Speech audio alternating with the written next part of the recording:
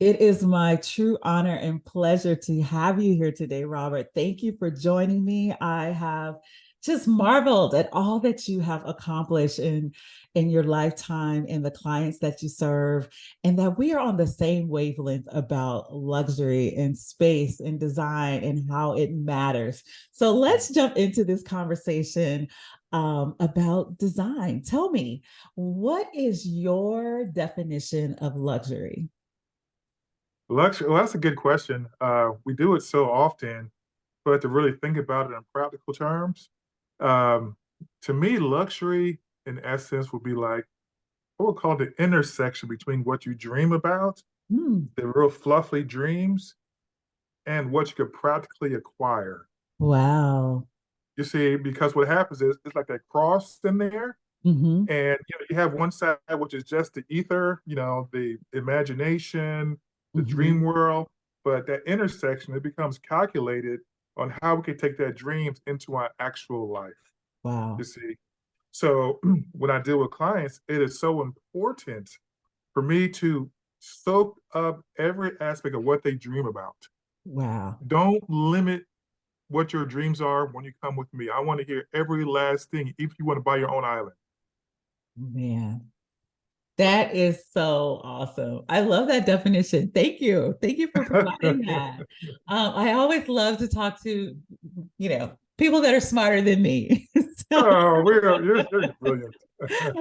my idea of luxury is everything is as it's meant to be. There's this sense of peace and and just things are right in the world. To me, that's Mhm. luxury, and Uh-huh. it comes in many forms. It does not have to have a monetary value associated with it, but definitely dreams are incorporated in that. And so Mhm. we imagine what our life should be, and when that Mhm. happens, when that dream comes true, oh my gosh, what a sense of luxury and accomplishment and pride and peace that just comes with that. So thank you for sharing the intersection uh, definition. I love that. Beautiful. So you have been with LBA for 8 years now, and I know and I've watched you've built some amazing, amazing projects, buildings, government spaces, personal homes, mansions. And I've just loved seeing your thought process.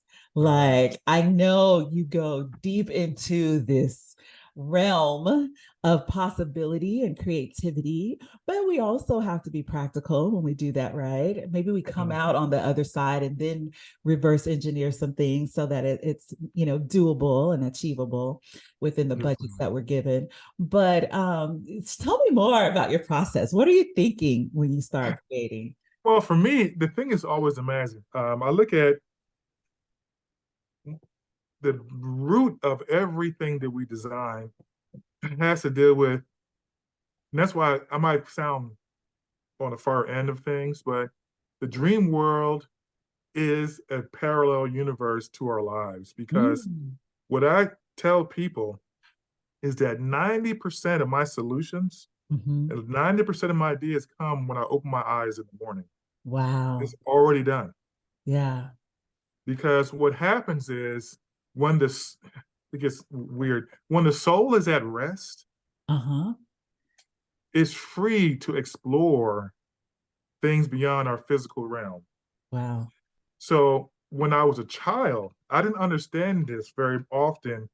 But because of like the rejection I received as a child and the Mhm. isolation from illnesses, Mhm. all I was able to do, I couldn't play the football. I couldn't do all the super good stuff. I was socially awkward. So the Mm. way that I was able to really communicate with life was by dreaming. I would always take a nap. I would always go resting somehow.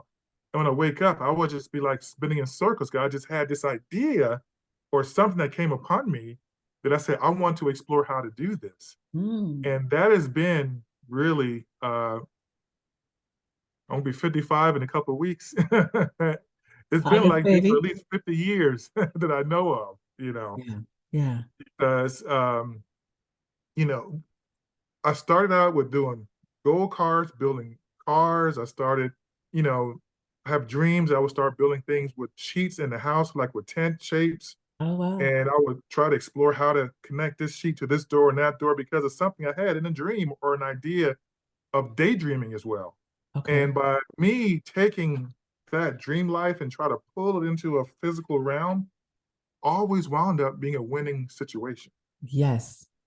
You know, I've had that and I've teased clients before when I tell them I won't charge you for the 8 hours of sleep that it took to manifest and uh Right. to you know, discover this solution because that Mhm. happens too for me that I will go to sleep with Mhm. an idea or a challenge ruminating in Mhm. my mind and then I wake up and I have the answer. And so thank And you for calling that out. I knew it wasn't just me. I know other people do it, but in the sense of, you know, like you said, pulling this dream world into reality and that they're Mhm. parallel, that's something really to think about. That's something to spend more time with. So so you dream some of your solutions as you work, you know. And so then do you spend the next, you know, few working hours getting that out on paper well, and yeah, because what I uh, wind up doing is that on top of the dream life, coming from me, my soul being at rest, when I'm active, a lot of my time is spent in researching images, looking at photos, looking at magazines, or even looking at places that the Klugh Empire explores in the world. You begin, and even when I think the biggest one for me was I was in Costa Rica, and the second one was in Japan, Tokyo and Misawa. I mhm, saw so many amazing things. They were just brilliant. I mean, in Tokyo, a simple place like McDonald's with like 3 stories, mm, with lofts and balconies and full glass. And I'm like, this is a McDonald's? I've never seen anything like this in my life. So, by the fact that looking and absorbing things that are outside of my typical realm of human experience, right. that sets, a category of things that you can aspire to. Okay. So what happened, we put that into like a closet, mental closet somewhere. So all of a sudden, when I wind up having a dream or a client who triggers something in me, Mhm, because a lot of times when clients say they want to feel this, all of a sudden you feel a puzzle, like a Rubik's Cube, begin to mhm, turn and connect where the two mhm, colors become the same on one side. And mhm, you feel that energy. And in my dealing with clients, there's a lot of goosebumps involved mhm, because mhm, I don't care who it is. It can be a president of a university mhm, down to someone who wants to add on to their house. Like no matter who it is in the human experience, they mhm, all have the same reaction. They have a dream, they start to share what they dream about. There's something in me that clicks, mhm, there's something in them that clicks as we express, mhm, that as we communicate with that free and sincere, and like the word you use, sacred experience, is mhm, almost like you're talking to a priest, mhm. but it's like someone telling you that the inner desires, that is something that you have to treasure, Yes. rhodium. Mhm. Okay. Yes. It is amazing. And you get the chance to capture that. So you get to nurture that intensity of someone's heart. Yes. I say that you get to take someone's heart, the blood that's in their heart, what's in their soul, you get to take it, put that into your instruments of writing, and you connect their heart with your pen. And what Right. you put together comes out to be what they aspire to have. And the plan and the production, the execution of that plan turns into Yes. this 3D, even Yes. 4D experience that they get to now live, work, and play in. Oh, So, yes. oh my gosh, I absolutely love that. I am very honored when people trust their dreams and their vision of their Mhm. homes to me. I do not take it lightly. Like you said, from the very smallest project, I had someone, we've known each other for 10 years now, Mhm. and she just bought a home in California. She's like, I don't know if I can afford you. You know, I see you do all these amazing things, but I just want a little bit of something that you've done in my home.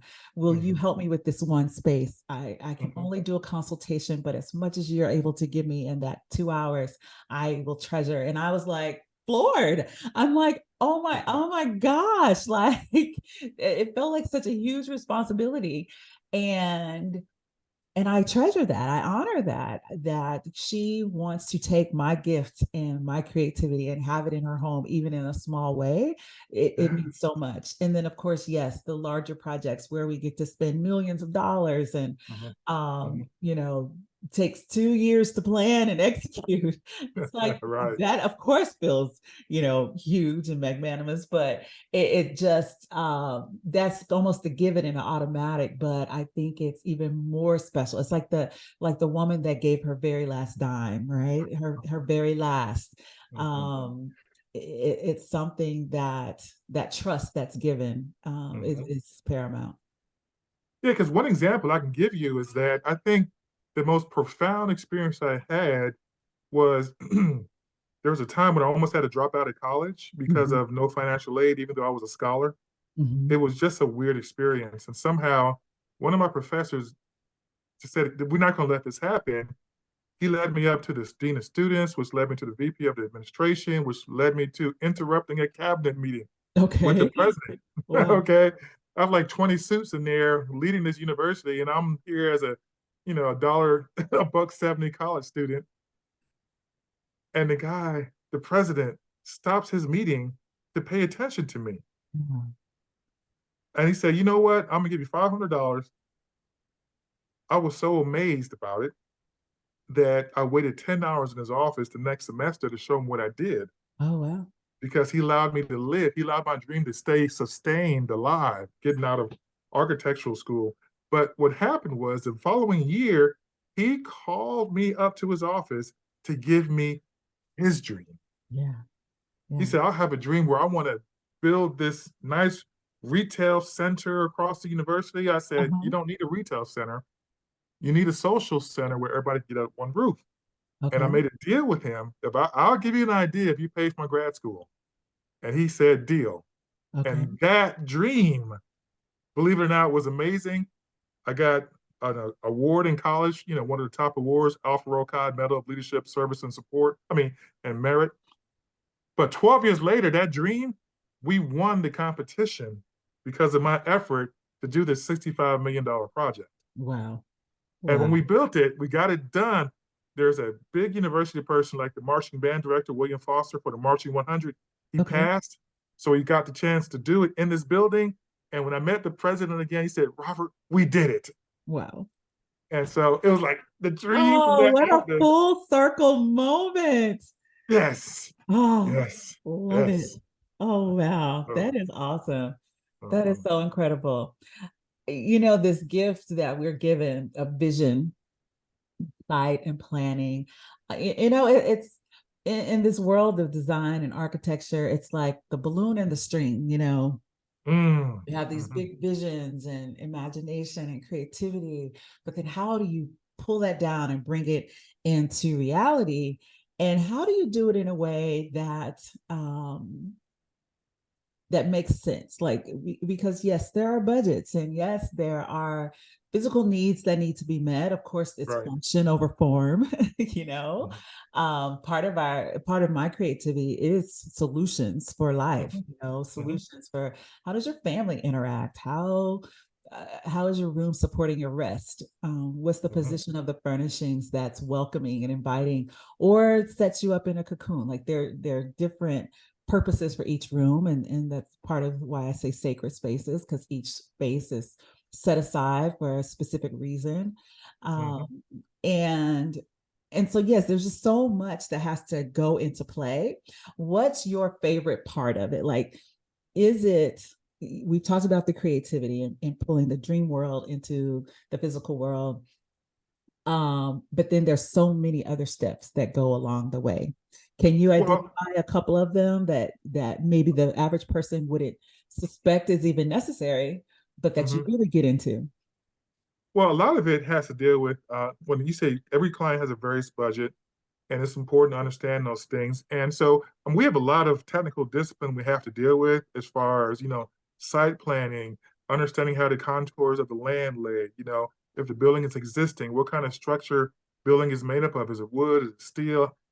All those different things that we have there. So what we have to do is we have to look at all those different parameters of what's existing. Okay. It, like for instance, one person had two lots they wanted to put together on a project I'm working on. They're tearing the houses down, and even though there are two properties, they're still kind of tight. Mm-hmm. So I said to myself, well, this is a tight property. So how do we maximize this property? And what I wound up doing is I think the most important thing to do is to have your sketchbook ready.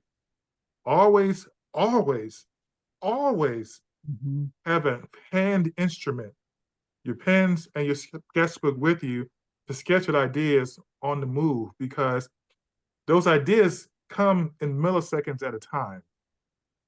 And what happens is as you are progressing through the technical jargon, an idea pops in the middle of all that activity Yeah. because the mind wants to be freed from all that, I guess, technical bondage in essence. Okay. Yeah. Yeah. Lack of a better term, it's like Right. you have Right. all these codes, regulations, everything is Oh, strapping you in, and the soul wants to break out of that. So while you're going through all those technical processes, make sure you have something that's ready to be able to create on the spot in the moment at that time, because many of the ideas of greatness happen in those tiny, tiny seconds of moments that you can share with people. that is so valuable. That is so valuable. You're right.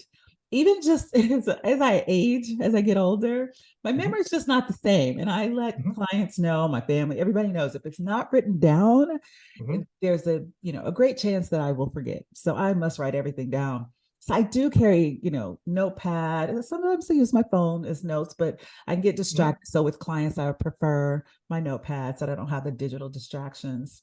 mhm, mhm, mhm. Um, and you're right, the ideas just flow, they just come, Right, and they're bouncing around sometimes, and if you don't get them out right then, you're gonna lose it, it's gone. right. So those split second thoughts, do you try, because I know exactly what you're talking about, I've had the experience, and so I try to rein them in sometimes.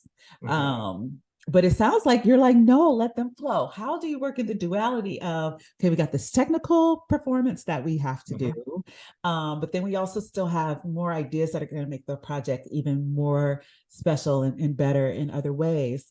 How do you balance the two? I think the way I balanced them was, if I go back, because you can get lost on either side. You really True. can. But I True. think what helped me tremendously, hurt me personally, is because I think in my earlier years, Mhm. I had two briefcases. One briefcase I had all my drafting supplies Okay. in preteen years in middle school, and I had my trumpet in my other case. I knew you were going to say that. I So, love it. I love it. Yes. so what happened was I had these two cases. I put them both in the same room, Uh-huh. very reachable. And as I was drafting or developing something technical, and a music idea came out, so I would, you know, play the horn in a moment. So what happens is you need to keep your right and left brain fluid at Yeah. the same time Yeah. so that you can interchange, you can weave in and out. It's like a go-kart track. You gotta weave around and race around, and how to make sure you make those turns Right. with more than one wheel, because you can't just be a one wheel person when it comes down to this process. You have to have a wheel of technical, you gotta Hmm. have a wheel of creative, you Hmm. gotta have a wheel of teamwork and collaboration. So when you have all those wheels turning at the same time, that's how you have momentum. Awesome. Awesome. Yes, yes, yes. I agree. I agree. I just didn't know if like I'm approaching it differently in the sense that I do try to click click, like lock into the purpose of that thing. And you're right, sometimes it's just these magnificent ideas and it's like, okay, jot that down real quick, but then go back to Right. technical. And Mhm. so you're right, it does require some fluidity, Yes, ma'am. to be able to navigate our beautiful minds of creativity and technical, because that's what we do every day.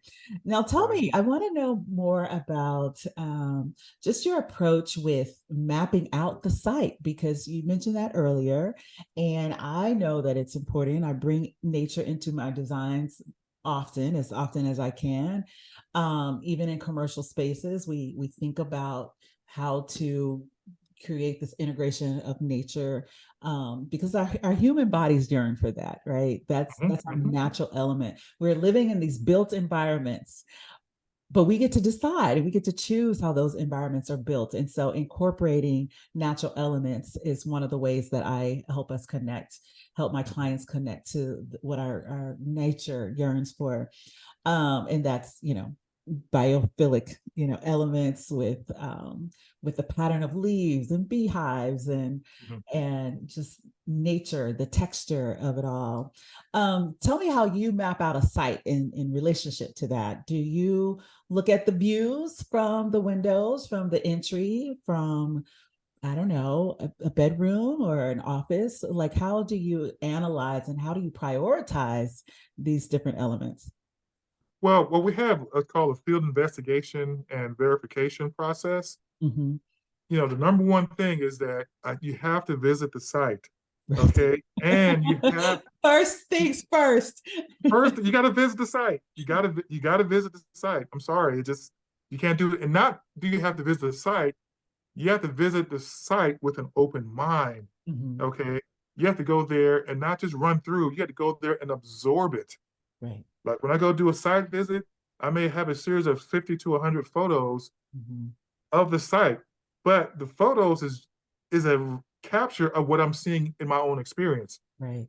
on the site. So photos can't get you everything there. So Mm-hmm. what happens is when you put yourself into the space, like we had one client, we had a 9-acre site. It was vacant. It was very hilly. People said, "Man, how are you going to develop that site?" And so I walked through the site, had my boots on. I think we did one at one point in Mm-hmm. DC. We were walking through a site, and you walk around, you stop, you look, you think, you absorb, and you start looking at things from the sky, the trees, all the way down to your feet. So when you look at those things from various view vantage points, how does it look from from one direction? What's the view from your 6, from your 9, from your 3? Mm-hmm. And how does that affect it? The other thing we have to understand is that back to the technical, is that you must have the technical data, like a site survey. You got to have, even if, like we have technology today that we didn't have like 20 years ago, which makes it easier with Google and the maps and all those things. At least get maps, get some site diagrams. So what happens is before you go to that property, you have at least some kind of parametric parameters of what that property is, so you can take that technical and merge it what you evaluate while you're on site. Okay, that's what we're dealing with. Got it. So you take the tools that we have, the modern tools and technology with GPS and mapping, as Mhm. well as your own experience of walking the site. Yes, And ma'am. when you crest this hill, you will see this, or this location could be a great, space for this other unique need for the client. Like Frank Lloyd Wright, he was the most prolific architect that most people know about Mm-hmm. in the 20th and 21st century. It said, extending the indoors out, with the window walls and all those things. He's one of the first people I see knew that when I was in high school, when I Mm-hmm. started to study him. So I started looking at, if I have a wall of windows, what exactly am I partaking of? Is it Mm-hmm. vegetation? Is it a cityscape? Like, there's some areas in California when I visited San Diego some years ago that you have hills and mountains and these cliffs. And it's like, especially when I was in Trinidad, this cliff is like, yes, I want to have a window wall and we have a balcony. So when you're in the living area, you're looking out, you feel like you're right on the ocean, Yeah. you see, without limitation. And that does something to the heart and soul. And in one case, we have where, you know, we had to build a mountain on the side of a rock, and we had water come out through the mountain. So the house, some of the mountain was, the rock of the mountain was exposed in the house. So that Wow. made you feel like you can touch nature Yeah. outside while you're yet still inside. So Now these kind of things, let's dig into that because I think I know there's something to that, and yes. it lends itself to this experience that we're calling luxury, Hmm. but also, in my definition of peace and things as they should be, Hmm. um, incorporating natural elements, it just gives us something that, you know a drywall and marble. Well, marble is a natural element. I Mhm. mean, drywall, even down to its particles, right? But that these that these buildings, these four walls alone can't provide for us. What do you think that is? Well, see, the thing I look at, this may sound very, very strange, right? But I look at indigenous peoples, Mm-hmm. okay, and you look at how joyful they are, you Mm-hmm. know, on their horse, or going out to the riverside, or doing some farming or so, and there is such a joy about their lives that it's like, this stuff is so basic. Why are you so excited about it? But it's like them being so connected to nature, Mm-hmm. because we are natural beings ourselves. So our connection to nature, the closer connected we are to nature, the more our human engine functions on all cylinders. Yes, So that's when you start getting into a built environment, many occasions you pull something out of its human nature. And that's why you have spaces that become very challenging for people to work in, because it's artificial. right. Okay. The more natural things are, the more natural the flows are. Like when we did one project in Gainesville, Florida, um, it was a very historic, with restoring a Black community, very small property, government building coming in there. But we did LEED, LEED, we had LEED gold was our objective. Mm-hmm. We Mm-hmm. missed it by just 2 points, but we got a state award for it because we had the wood that was exposed in there with natural striations of the wood. We had a butterfly roof, so you have more window wall than you have being instead of feel compressed in the building. We had balconies that we can go out that connect to the walking of from the indoor spaces and stuff. So what happened was, there's a client that said, I feel more comfortable in this building than I do in my own house. Wow. It's because of how they were connected to nature. Yes. And Yes. that's the deal. I love it. I love it. Thank you for that. Sometimes we do these things innately, sometimes it's intentional. Mhm, Um, and then it becomes second nature. mhm, So it's mhm, great to explore again why we do these things, how very important it is, but also to mhm, teach others how to incorporate these elements into our homes. So what I'm hearing you say, and what I confirm and have experienced and always work to do myself, is bring natural elements in the form of vegetation, in mhm, the form of your building materials, so mhm, far as exposed wood in its mhm, natural form, stone, if you're more on the modern side, I could see mhm, stone, mhm. especially in all its beautiful, gorgeous colors and patterns, Oh, yes. as not just surface tops, but as arts on the wall. Mhm, Um, mhm, Fireplace, shower.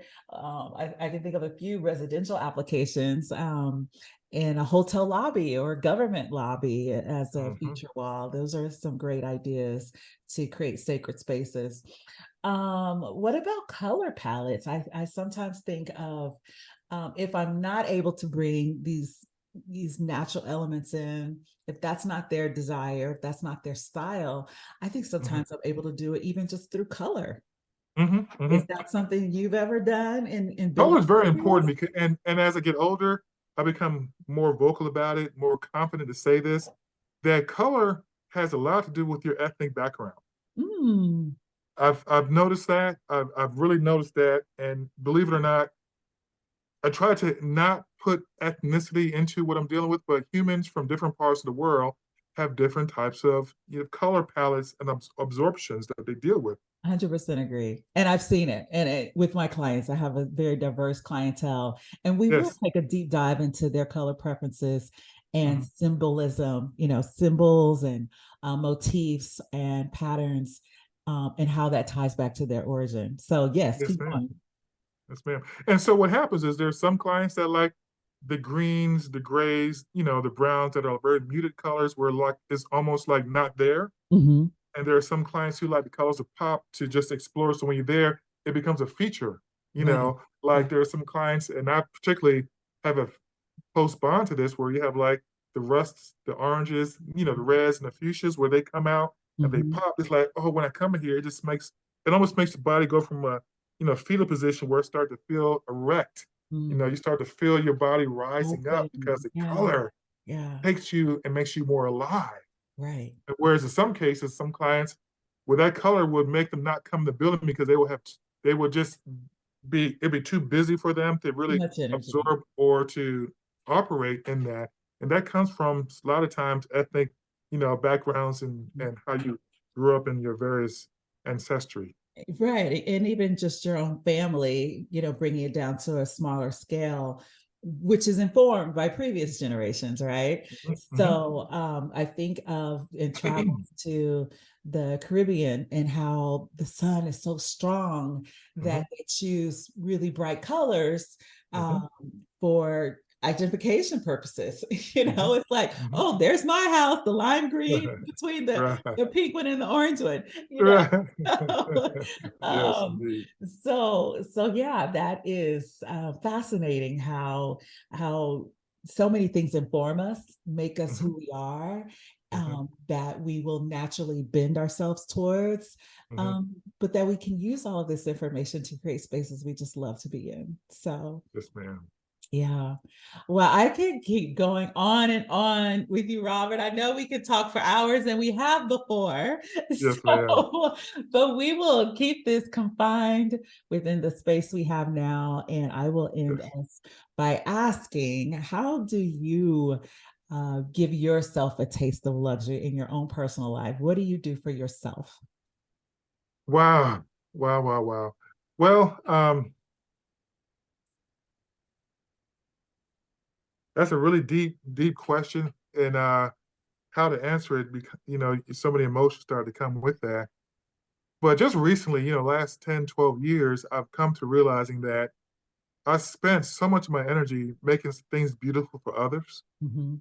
that I've neglected myself for many, many, many, many eons, decades. Mm. And I think in the last 10 years, oh gosh, it gets emotional.